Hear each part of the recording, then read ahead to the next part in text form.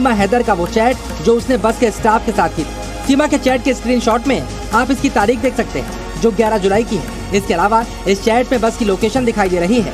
Chat में बस का नंबर 9463 भी लिखा है। बस का स्टाफ इस चैट में सीमा से बाकी पेमेंट करने के बाद स्क्रीनशॉट भेजने की बात कह रहा है। इसके बाद इस चैट में सीमा की तरफ से मीना जी नाम का एक नंबर शेयर किया जाता है और बस वाले को उस पर मैसेज भेजकर बाकी पेमेंट लेने की बात कही जाती है। खास बात यह है कि भारत नेपाल मैत्री बस भी यात्रियों को नेपाल से भारत लेकर आती है। ये सरकारी बस है, इसलिए इसमें चेकिंग ज्यादा होती है, इसीलिए पकड़े जाने की संभावना थी। इसीलिए प्राइवेट बस के जरिए पोखरा के रास्ते होते हुए सीमा भारत में दाखिल हुई। यूपी एटीएस ने जब सीमा हैदर की दी हुई जानकारी को खंगाला तो उसमें कुछ बातें सच तो कुछ विरोधाभासी निकली। अब तक की पूछताछ के आधार पर यूपी एटीएस ने जांच रिपोर्ट बनाने की तैयारी शुरू कर दी है, जिसमें उसके बयानों का विस्तार से जिक्र होगा। जिस तरह से बेबाकी से जवाब दिया जैसे उसे किसी ने ट्रेंड किया हो। एजेंसियों को शक है कि सीमा के भारत आने का मकसद कुछ और ही है। सीमा हैदर महिला है, इसने खुद देश को, हमारे हिंदुस्तान को मजाक बनाने का काम, मजाक बना कर, ये बहुत बड़ी चूक है हमारी सुरक्षा एजेंसी की। ये फेलियर है हमारे देश के सुरक्षा व्यवस्था पर। अब हमारे देश में कोई सुरक्षित नहीं है, कभी भी कुछ भी हो सकता है, कभी कुछ भी हमला हो सकता है। अब सीमा कैसे आ गई है, तो कैसे रह रही है वो? और ये आरएसएस, ये बजरंग दल अभी चुप क्यों हो? कहाँ गया लव जिहाद आपका? ठंडा पड़ा दिए। दोबारा अगर लव जिहाद की बात करेगा आरएसएस भाजपा वाला तो बर्बाद कर देंगे आपको। ये अच्छी परंपरा नहीं है। घुसपैठिया लोग घुस रहा है, बहुत हल्ला करते हो और एक तरफ माला पहना रहे हो। कौन है सीमा?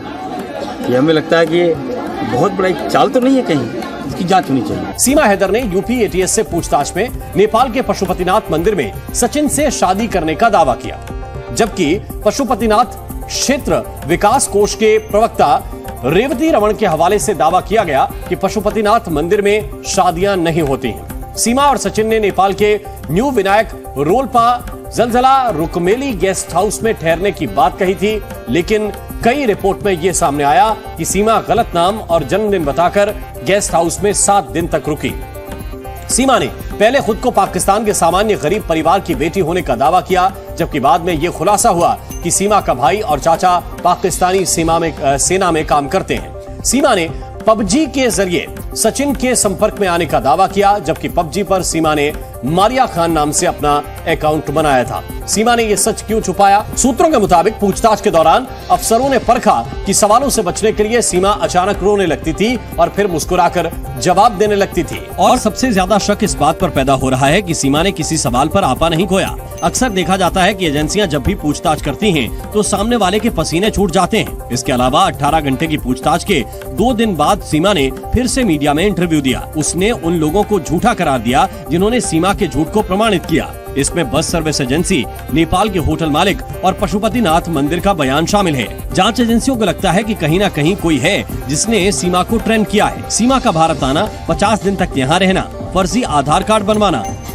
और मीडिया के सामने बेबाकी से जवाब देना, ये सिर्फ रटी रटाई बातें ही हैं। और अब ये जानना काफी अहम है कि सीमा का IQ लेवल कितना स्ट्रॉन्ग है। जब ये मामला सामने आया तो भारत की जांच एजेंसियों के कान खड़े हो गए और जब यूपी एटीएस ने उससे पूछताछ शुरू की तो ये मामला भी सामने आया। यूपी एटीएस ने सीमा से पूछा कि आपने सेना के लोगों को फ्रेंड रिक्वेस्ट क्यों भेजी, इसके पीछे मकसद क्या था? इसके जवाब में सीमा ने कहा कि सचिन के अलावा भी सोशल मीडिया पर मेरे दोस्त थे, मेरे नाम से कई और लोगों ने ID बना रखी है, मेरी ID किसी और के फोन में लॉगिन है, इससे ही इन रिक्वेस्ट को एक्सेप्ट किया होगा। मैंने सिर्फ फेसबुक चलाया था। सेना से जुड़े लोगों के बारे में मेरे ऊपर गलत आरोप लगाए जा रहे हैं। यानी सीमा ने आर्मी के लोगों को फ्रेंड रिक्वेस्ट भेजने से इनकार किया और सफाई दी कि उसके नाम से जिन लोगों ने सोशल मीडिया पर अकाउंट बना रखे हैं उन लोगों की गलत हरकत की वजह से उस पर ऐसे आरोप लग रहे हैं। हम इस खबर की तस्दीक करने पोखरा में ही मौजूद उस गैराज तक भी पहुँचे जहाँ पर उस बस के खड़े होने का दावा किया जा रहा था जिससे सीमा दिल्ली तक पहुँची थी। और जब हम उस गैराज में पहुँचे तो हमें वहाँ पर NA 6KHA 9463 नंबर की सफेद बस खड़ी दिखाई दी। लेकिन सवाल उठता है, सिर्फ एक बार नेपाल जाने वाले सचिन ने किस तरह नेपाल से सीमा के हिंदुस्तान घुसने का रास्ता तलाश किया? नेपाल में कौन बना सचिन का मददगार? इस सवाल का जवाब तलाश करते करते हमको एक और बहुत बड़ी जानकारी मिली। सचिन और सीमा को नेपाल से आसान एग्जिट रूट बताने वाला कोई और नहीं बल्कि उसी होटल के मालिक थे जहां सचिन और सीमा काठमांडू में पहली बार रुके थे।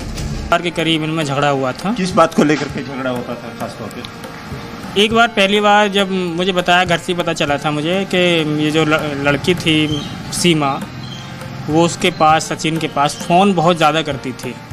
सचिन नौकरी करता था बाज़ार में, तो वो बार बार कि उसे फ़ोन करके परेशान करती थी। वो बाद में आता है दिन में और उसका फ़ोन भी तोड़ देता है। क्योंकि इतने मैं जब दूसरे के यहाँ काम कर रहा हूँ तो इतनी बार फ़ोन करना ज़रूरी है क्या? ये था। और भी किसी चीज़ को लेकर के फिर लड़ाई?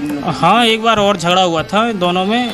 तो मुझे जब मैंने लड़के से पूछा, सचिन बुलाया मैंने अपने पास शाम को, तो उसने बताया मुझे कि ना, मैंने भाई साहब इससे मैंने कई बार मना कराया कि बीड़ी मत पिया कर, पर मानती ना है। सचिन ने खुद मुझसे कहा था ये बात। क्या हुआ था उस दिन? क्या कैसे लड़ाई? बीड़ी पीने की वजह से? हाँ, बीड़ी पीने की वजह से हुई थी। जैसे ये दोपहर में आता है तो सीमा बीड़ी पी रही थी, इसने देख लिया उसे बीड़ी पीते हुए और इसी बात के ऊपर झगड़ा हुआ। इसने मारा सचिन ने उसको और बस। तो आपको कैसे पता चला इसके बारे में? बच्चों को पता चला था हमारे घर पे, और जब मैं शाम को जब यहाँ से दुकान बंद करके जब मैं घर गया तो मेरे बच्चों ने मुझे बताया कि इनमें आज लड़ाई झगड़ा हुआ था और आज उल्टी सीधी बात भी कर रहे थे ये। फिर मैंने सचिन को शाम को बुलाया छत पे, मैंने उससे बैठ के बात की, भाई कैसे बात है, क्या हुआ, और हमारे घर में यार तुम इस तरह से कैसे कर सकते हो? यदि तुम्हें रहना है तो आराम से रहो, वरना तुम हमारा कमरा खाली कर दो। फिर बोल रहा है कि नहीं, कि आज के बाद नहीं होगा ऐसा।